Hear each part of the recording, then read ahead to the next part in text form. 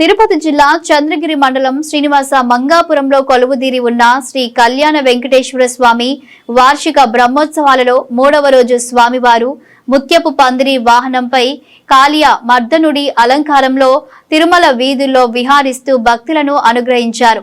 వాహనం ముందు గజరాజులు, వృషభరాజులు, అశ్వాలు నడుస్తుండగా స్వామివారి వాహనం ముందుకు సాగింది. భక్తజన బృందాలు చెక్క భజనలు, కోలాటాలతో స్వామివారిని కీర్తిస్తుండగా మంగళ వాయిద్యాల నడుమ స్వామివారి వాహన సేవ కోలాహలంగా జరిగింది. భక్తులు అడుగడుగునా కర్పూర హారతులు సమర్పించి స్వామివారిని దర్శించుకున్నారు. నిత్య అలంకార ప్రియుడైన శ్రీవారు ఒక్కొక్క రోజు ఒక్కొక్క వస్త్ర ఆభరణ అలంకారంలో దేదీప్యమానంగా వెలిగిపోతుంటాడు. ప్రత్యేకంగా మనస్సుకు ఆహ్లాదాన్ని కలిగించే ముత్యపు పందిరిపై భక్తులను చల్లగా ఆశీర్వదిస్తుంది. வெண்ணிறத்து அடர்ந்த முத்துப்பந்தலின் கீழே ஆண்டாள் இப்படிப்பட்டவன் கரு நிறத்தவன் கண்ணன் என்னும் கருந்தெய்வம் முத்துப்பந்தல் கீழே பச்சை கொடியாளாக, அதாவது ஸ்ரீ விஷ்ணு சித்த குலநந்தன கல்பவல்லீம் என்று சுவாமி தேசிகன் சாதித்தது போல அந்த கல்பவல்லி இவள் பச்சை நிறத்தவள்.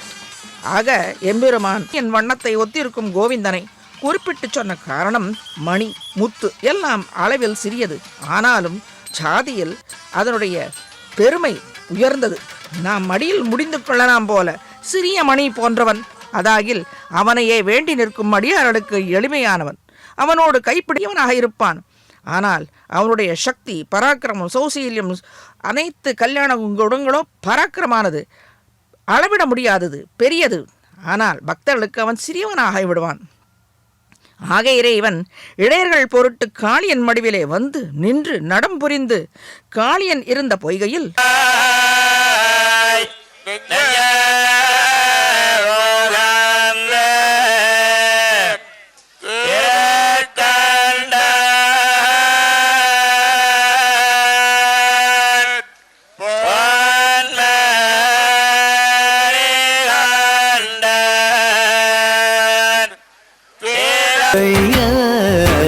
ముత్యాల పందిరిలో ముంగిట నిలిచితివి, సొంపైన సొగసుల కొలువు నీదయ్యా.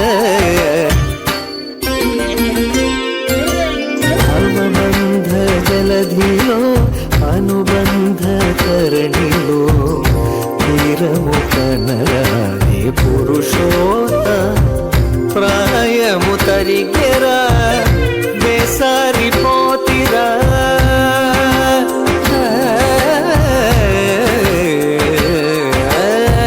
ప్రాయము తరిగెరా. கடம்ப மரமும் காளியன் மடுவிலே இருந்து உலர்ந்து போன கடம்ப மரமும் பூத்து குலுங்கியதாம் இவன் திருவடிப்பட்ட மாத்திரத்திலேயே. அப்படிப்பட்ட திருவடியோடு முத்துப்பந்தலில் குலுங்கி குலுங்கி நாம் காணும்படியாக எளிமையாக அர்ச்சை கோலத்திலே எழுந்தருளிக் கொண்டிருக்கிறான் இந்த கோவிந்த குட்டன். ஸ்ரீதேவி பூதேவி தாயாளியனின் தலை நீரிலே அழுந்தி புகுந்து குளிக்கும்படியாக பாய்ந்தான் ஆயர் கொழுந்து. கண்ணனின் திருவடிகள் பலமுறையாக ஏறி துகைக்கும்படியான பேற்றை பெற்றவன் காளியன். அவன் துஷ்டனாக இருந்தாலும் எம்பெருமான் திருவடி பட வேண்டும் என்று இருக்கிறது. ஆகவே அதை கொண்டாடுகிறாள் இந்த ஆண்டாள். தான் காளியனாக பிறக்கவில்லையே என்று பாரிப்பு அவளுக்கு. இந்த பாசுரத்தாலே அவளுடைய எண்ண அலைகள் ஆச்சாரியர்களை தெரிந்து அதை வியாக்கியானமிட்டு அருளியுள்ளார்கள் இவ்வாறு. இந்த தான் காளியனாக பெற்றும் எம்பெருமான் பாதுகைகளில் எம்பெருமான் திருவடி அணைந்து கொள்ளும் அந்த பாதுகைகளில் பழிந்துள்ளன. ஆகவே ஒவ்வொரு பத்ததியாக சாதித்தருளியுள்ளார். அவற்றில் முத்தா பத்ததி என்னும் ஒன்று. మహిమల దేవకీ సూతుడు శంఖ చక్రాల సందుల వైడూర్యము గతి అయి మమ్ము వీడు తిద్దరాని మహిమల దేవకీ సూతుడు.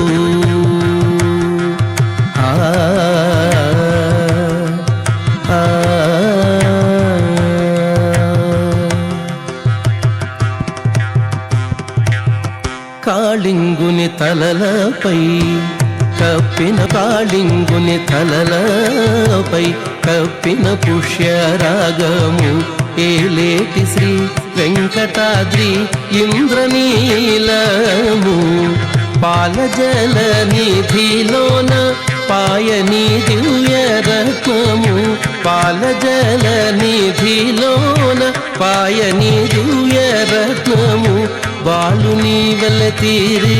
நர்த்தனம் அனைத்து விஷங்களையும் விலக்கி நமக்கு விளக்குவான். எந்தெந்த விஷங்கள் நாம் சேரக்கூடாது என்று விளக்கியும் சொல்லுவான். அதை நமக்கு வேண்டினால் அவற்றை விளக்கவும் செய்வான் இந்த எம்பெருமான். ஆக இப்படியாக அவன் எழுந்தள்ளி கொண்டிருக்கிறான். முத்தொழியால் ஸ்ரீ ரங்கநாதன் எழுந்தள்ளி இருக்கும் ஸ்ரீ ரங்கக்ஷேத்திரமே ஸ்வேத தீபத்திற்கு ஒப்பாக ஆனதம் எனும் அந்த கருத்து அடங்கிய மற்றொரு ஸ்லோகம் ரங்கேச சரணரக்ஷா சா மே விததாது சாஸ்ரு. தீவு போலதானே இருக்கிறது ரங்கக்ஷேத்திரம். ஆகவே அந்த காவிரியையே இவன் ஸ்வேத தீபமாக சுவாமி சாதித்தருளியுள்ளார். ஸ்ரீ ரங்கநாதனின் பாதுகைகளில் பதிந்திருக்கும் முத்துக்களின் ஒளியினால் ஸ்ரீ ரங்கக்ஷேத்திரமே வெண்மையாக ஆனதாம். காவிரி நடு உட்பாட்டு இருக்கும் ஸ்ரீரங்கம் ஸ்வேத தீபகமாகவே ஆனதாம்.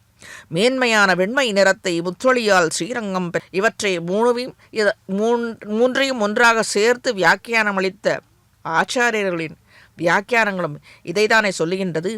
வல்லாளன் தோளும் வாளரக்கன் முடியும் தங்கை பொல்லாத மூக்கும் போக்குவித்தான் பொருந்தும் மலை எல்லா இடத்திலும் எங்கும் பறந்து பல்லாண்டு ஒலி என்கிறார் சுவாமி பெரியாழ்வார்.